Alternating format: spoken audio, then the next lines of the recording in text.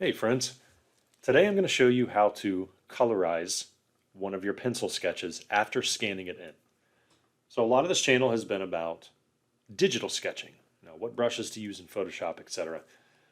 But me being a traditionalist at heart, most of my sketches are actually scanned in from my moleskin paper. So what I have here is the demon called Baleth, one of the seven kings of hell, and I'm going to show you how to add color to it, keep the highlights that you originally had in there, and make it look as good as possible. There are some preliminary things that you're going to need to do in order to make this look good. You can't just scan a drawing in, put a multiply layer, and then just colorize it, because you need to take some care into keeping the highlights, pressure sensitivity on your pen, and opacity. Okay, all those really come into play. But I do want to stress, the better the sketch is underneath, the better the color is going to look. It's no different. It's Foundation 101. You got to know your values before you learn how to paint. The better your values, the better it is that you will be a painter. All right, so we have three layers over here. We have a pure white background set underneath the demon sketch. Then we have the actual demon, which is here. And then up here is going to be my color layer. Okay, so I'll just title it color. It would help if I learned how to spell. There we go. So there's color. Now, when I choose a color, it's going to be primary, secondary, and tertiary. You don't want to exceed three different colors unless you're going to a fourth, which is usually an accent. You don't want to confuse the human eyeball. When we start seeing things with too many colors, that's when it looks busy. We want to keep things simple. So when I look at this demon, I have pretty much free reign on what kind of color I want to make this. So let's jump into the color wheel here. And I'm thinking, you know what? Anything in the reds, the burnt umbers, the magentas, you know, dead greenish, pale gray, all those types of sickly colors are probably going to look the best on a demon or a zombie or whatever you're sketching. But the more evil it is, it's probably the best bet. Can't go wrong with pure black and red highlights either, because that just cries sinister. All right, so I'm going to jump into some reds here, but I'm not going to do something incredibly saturated. I'm going to come down to where it looks like it's mixing in with some of the grays, and I'm going to hit right around here. Okay, so it's going to be closer to the saturation level on the far right, but I'm still going to keep some of the darker tones coming in here, and some of the grays bleeding in. I'm going to hit OK. Now, here's the important part. You have color set to multiply. Now, multiply, it just multiplies the layer, okay? The bad thing about this is the darker the tone, the more it's going to match your pencil or pen, whatever you're sketching with and scanning it in. And you don't want to do that, okay? So you can keep the multiply layer for something like shadows, or anything dealing with a darker tone in general. So I'm going to delete that, and instead I'm going to hit the drop down menu on the layer and go to overlay. Now overlay is good because not only does it keep the highlights, however good your values are with your pencil, that is your shadow. So the better your sketch is, and I'm going to keep saying this throughout the lesson here, the better the sketch underneath, the better the values, the better the colorizing will look in overlay. So for example, I spent a lot of time on this sketch making sure there's a full range of values. I got dark dark darks, and I got light lights. Now if I run a overlay over top of it, watch what happens. I'm pushing as hard as I can. Notice how it's keeping the highlight on the cheek and the head and wherever I'm putting it. And all of a sudden, oh no, look, it's getting dark inside the mouth because my values are correct. So it kept everything. Think about this for a second. If you struggle with painting, just digital painting, you don't have a sketch underneath, you're just going straight into color. If you work in grayscale, which is what I did in the last lesson last week, where I colorized one of my pencil sketches, but I used the three tones of gray. Okay, this is the same thing, only my gray was made in or with a pencil. All right, so once I do this and I have the overlay, this can be my primary tone that I'm using. So what I'm going to do is I'm making sure that my tablet, my pen is set to good pressure sensitivity. Okay, barely pressing anything is going to give me a super light desaturation version. And then if I push hard, it's going to colorize everything. That is what you want. So I'm going to keep like medium pressure on this. I'm going to make the brush big. Now, what brush am I using? Okay, so if I do the drop down menu, menu, whatever, it's early. I have this airbrush. All right, so I'm going to pick airbrush. This was an old brush pack that I had at Nettie's Games. If you just go into the default general brushes for Photoshop and go down to soft round, pressure opacity, and flow, this one's better because the soft round pressure opacity is a good one, but it shows more of the end of the circle on the brush when you release the pressure. But if you go to the and flow, it turns down the flow of it already, so then when you release it, it fades off nicely. So I'm going to have a larger brush here. I'm going to start in the middle, and I'm barely pushing on the tablet. And I'm going to circle my way out. I don't really care if I'm going over the edges of my drawing because I can always take care of that. Once I have that done, I need to finish down here where those gnarly looking sharp jaws are. So I'm just going to shrink the brush a little bit. And like I said, it's okay if some of the tone bleeds out over onto the, the regular empty space. You can always go back and erase it. But with the same pressure, I'm just going to follow that jaw, go back up. I know you're going to be tempted to push harder. This is what you call a local color.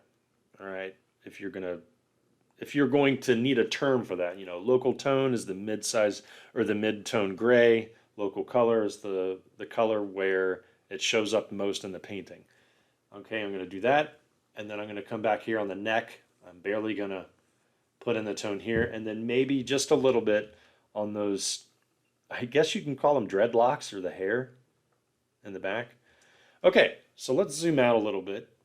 And now we have the face. Now what I want to do is I want to push just a little harder in areas where the shadows are transitioning into the skin. All right. And you're going to want to do this on the part of the drawing where it's closest to us. This is going to add a lot of depth. Again, if I turn the color layer off, I already have depth established in my pencil sketch.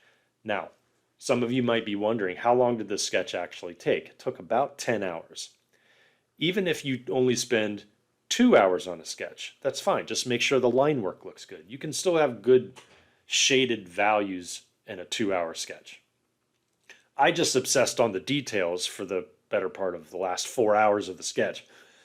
Mind you, it was not in one sitting, so I did not sit 10 hours and just do this, start to finish. I don't, I have, I guess, ADD when it comes to drawing, so whatever that means, I can't sit for too long a time. But anyway, that's irrelevant. So I turned the color layer off and you can see the values. Now let's turn it back on. Now, where do you think most of the harsher, I guess, the tones are going to show up? Probably in the cheek area, underneath where it looks like the tendons are going to cross over and get to the bottom jaw, and then up here too, because the saturation is going to be big. So I'm going to push a little harder underneath that cheek. And you can see here that it's kind of looking like bone. That's good. So in here in the eye socket, I'm going to push a little harder where it looks like the shadow is coming out, and that's it. I'm not going to push any harder, just in that area. Same thing, let's make this brush a little bigger. Same thing with the eye socket where it looks like the shadow's transitioning down. I'm going to fade it up. Now, when you look at my pencil drawing, you'll see shadows that have already been established. That's where I'm going to push harder. And then I'm going to make it bigger and fade it out like that. Same thing with the ear. Same thing with underneath here in the jaw, the chin. Definitely the nose, the nostrils. So I'm going to fade it off I'm going to fade off this side. You can't really see much over here. And if we switch the canvas and we turn it over, we can see another viewpoint of it. All right, so some other areas up here where it looks like there's some indents in the head. We'll do that. Okay, now again, this is what's cool about it. I can just turn the color layer off and boom, there's my sketch. But because of my opacity and how I'm pushing, you can see depth already happening and I've barely colored anything. Colorizing your sketch should be the last thing you do. Like, let's say, for example, let's hypothetically think. Let's say you spent 2 days on a sketch. All right, we're talking hours, okay, 10, 15 hours, whatever. You can colorize that in about 20 minutes, depending on how good the values are underneath. So put in all the work on the values first. I'm going to shrink my brush here and I'm just going to push a little harder in these little crevices, like these indents in the skin and the jaw. Just kind of it's nasty, I know. You got your core shadow running across your jaw here. I don't have to worry about painting that in because it's already in with my drawing. Okay, so I pushed really hard on that, on the tooth, because it's, you know, I really want to show that off. Now the second thing that I want to do, I want to keep the red alone. I'm going to make a new layer above it, and then I'm also going to put that on overlay as well. Now, if I were to put that on multiply, the problem is it would darken all of the red that I put on and it would ruin the highlights. You want to keep it on overlay. Next, the secondary color is going to be kind of the sickly green / grayish tone. So I want to go into, notice how I didn't move the location of that color picker. All I did is I'm just changing the color itself. It's going to keep the same tone, so it's not going to mess with the grays and anything underneath. I'm going to go into the green, and I don't want to go cool. I don't want to go into the blues. I want to stick with the yellows and the reds. Okay, so maybe right here, right about there. Now, once I do this, I'm going to hit OK, and let's test it out. Let's see what it looks like. I'm barely going to push. There we go. Okay. That's looking okay. Now that I look at it though, I just thought about it within those 5 seconds. Maybe it's too green. All right, I will admit that. So let's jump back into the color and then let's desaturate that and move it to the left to about right here. And then hit OK. Let's push it again. That's better. Okay, so where do we put that gross skin texture? Any spot where you see wrinkles or stretched tendons, anything it looks like skin is existing. You don't want to put the sickly green on any bone texture because bone is separate than skin and it rots differently. I know this is kind of gross, but it's going to rot differently. And let's face it, this demon is not pretty. Okay, so I'm going to run some green across any wrinkles that I see, definitely up here in the head. I'm not pushing hard at all. Now, even though my brush up here in the upper left is set at 100% opacity, you want to keep it there to train your hand on when and when not to push hard. I'm going to make the brush bigger, and it looks like it's kind of a regular forehead. Okay, so I can just put green on the whole thing. I'm barely pushing though. Okay, now down here in the tendons, where it looks like it's stretching across the jaw, okay, and I'm making sure that that green is bleeding into the red that I put on, because I can turn this green off, see that? But at the same time, when I leave overlay on, it's mixing in with the red that I have. If I were to put it on multiply, it wouldn't work too well. Multiply is a great tool, don't get me wrong. It's good for shadows, it's good to colorize certain things, but when it comes to already having values, you want to keep the overlay going. Now I pushed harder with the green right here by the nose and the lip. It's because it's the closest to us. Right there, okay, it looks like there's some skin that exists in that. It looks like the brow ridge and maybe a little bit on the front lip. Now, again, why did I push harder? Because it's closest to us. You want to establish a depth of field.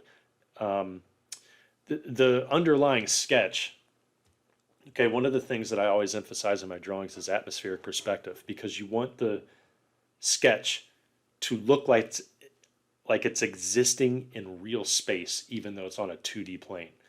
That is that's like the ultimate goal. You want that realism. You want it to look like it lives and breathes in its own world and it's coming out of the page. Okay, so that's what I want to do. So let's turn that on. Okay, and then I'm going to push harder, not in too many areas. Maybe there's some skin fatty deposits up here on the head. Uh, that's about it. Maybe in here. Yeah, so there's going to be some sickly green definitely on that ear. Down here, it looks like some dead stretched skin is on the jaw. And that's pretty much it. There's not really anything else. Now you can take a larger version of that brush and kind of give it a once over, just mix in some of the tone, and then you got it. All right, so let's switch. Let's zoom out. Now you can really see how that's coming together. I'm pretty happy with that. Okay, now once we do that, let's think for a second. What could we do to have the red and the sickly green really come together? Do I need another warm? Do I need another cool? My opinion is I would probably do a harsher red in certain areas, and that could be my tertiary color. And where I'm going to put those reds are at the harshest points of my red tone. So what that means is I'm going to make a new layer again. I'm going to put that on overlay. Okay, so now I have a total of the sketch layer, and then I have 3 color layers. Okay, primary, secondary, tertiary. Now, let's go into the red. But we're not going to go all the way over. We don't want to completely saturate it. Instead, we want to desaturate just a tad. So I'm going to go, this is the mid red right here. So I'm going to go about halfway to black and over a little bit. This will still give me a pretty rich version. See, I can push hard and it looks good. Now, again, where would I put this? On spots where the red is really showing through. Up here in the eyeball, I'll push hard and just release it. Definitely the nostril. On the other nostril. And then what I could do is any part where the skin exists and I put that sickly green, I can push harder and add the red in between the skin cracks to make it look like whatever this thing is made of, there might be some blood flow in there. Okay, especially the crack in the skull right here. You don't want to overdo it though, because if it starts to bleed out, it kind of looks cartoony. So like any of these little crevices, I'm going to put maybe some red in there. It's kind of like if you were doing this in ZBrush or whatever you're colorizing or sculpting, and you put it and you start to texture it and stuff. You want that subsurface scattering to show up. So you just imagine that exists. Definitely down here on the tooth, I'm going to push pretty hard. Now, the great thing about using the overlay layer is that notice how the red is sitting on top of the green and the burnt umber color already, and the highlights are still there. That's why the overlay is good. Okay, so I want to fade that off. I don't want to just make it abrupt. So I'm going to fade off that harsh red, definitely in the eye socket, make it come down in here. Okay, let's zoom out a little bit. Okay, now it's starting to look pretty crazy. We need to be careful though, because there's going to be some times where maybe we're overdoing it. I want to see what that looks like. If that's it, yeah, that doesn't work. Again, this is where multiply is going to work. Watch this. So then we're going to have another layer. We're going to have multiply. Now I'm going to eyedrop just the red. Doesn't matter what red it is, because when it multiplies, it's going to darken regardless of what it is. Okay, we're going to multiply that. And then I'm going to go to a little bit sharper of a brush. I'm just going to do, you could do a standard round that's faded off at the end. Okay, keep it at 100%. Actually, no, 80% opacity. Okay, and then I'm going to work my way up. Okay, and then that's going to fade off a little bit. Once I have that, like that. Now, it doesn't look as smooth at first because I still have to erase some of those transition marks. So I'm going to blacken that tooth, definitely. That spare tooth coming out. And then I'm going to hit this jaw in the back because we don't have enough, what we call it, contrast back there. Same thing with the bottom of the ear. That can blacken. So now we can see the ear popping off from the neck. All right, and once we have that, then we take a very soft airbrush and we kind of just move that up into the jaw, move that down into the jaw, and then we move that into the jaw, and then definitely the inside of there. We can always change that because we can always erase it so some of the eye socket shows up. You never want to do pure black. Okay, so we need to erase some of this. Right, like that. Okay, so once we have this, if we zoom out, all the pencil is taking care of itself. Now we're going to take all the color layer and we're going to merge those together. Oops, wait, sorry, because one of them is on multiply. So I'm probably thinking if I combine that, yes. So what I did was, multiply is funny. If you have multiply on top of everything and then you try to merge the layers, it ruins the opacity of all the other layers unless you do it individually. So all I'm doing is going to the multiply layer at the very top, and I'm just hitting Control E, and then it just combines it, so you can turn that off. But it still combined it, and then you merge the rest of the stuff. Only the color. Oh, wait. I got to do the sketch too. There we go. You got to do the original tone too. Okay. So next up, you have a colorized version. You want to make sure that you save the layered version because you don't want to ruin it. And then you want to flatten it and maybe have this as a new layer. And it's only the sketch. Next, we're going to put some finishing touches on everything. And we're still going to keep the finishing touches on its own layer. We're not going to sketch directly on top of this. Okay, so now I'm going to make a new layer. And then I'm just going to keep it normal. Keep it normal. I'm going to go to my round brush that's tapered at the end, and I'm going to have it, mine's at 79% opacity. That's okay. But I'm going to color with this, okay? The only thing is it's going to be painted. I'm actually not going to put it on multiply or any kind of layer attribute. What I want to do now is I want to look at all the places where the highlights exist, and I want to extend those a little bit. But in doing so, I want to make sure that I don't ruin any of the texture. So if you have a smooth surface, and like if you're doing an eyeball and you sketched it with your pencil, then it's probably okay to use a regular round brush. But I think I'm going to transition to a slightly looser sketch brush. So I just have this one. Whichever one you want to use is fine. All right, and then I'm going to eyedrop the red that's here. Okay, so right around there. And then this is what shows up.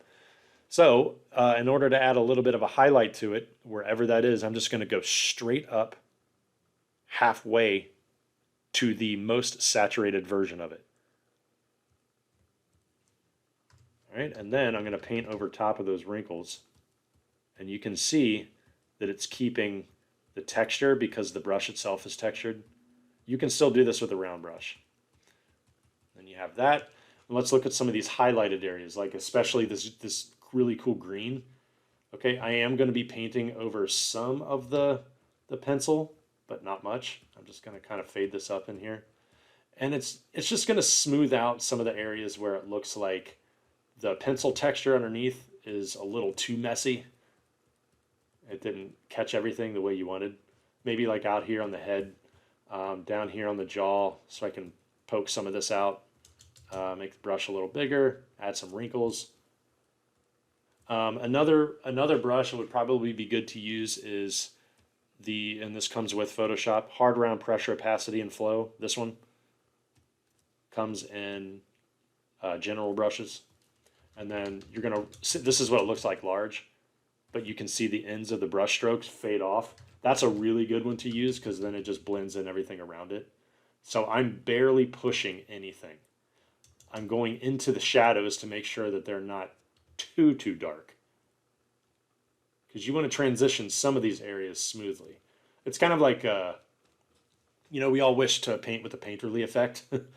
I guess I hate that term, but there's no other way to describe it. So you want to paint over some of the areas where the color is seeping into blackness, and you just want to take away some of the pure blacks, because there's not pure black in shadow.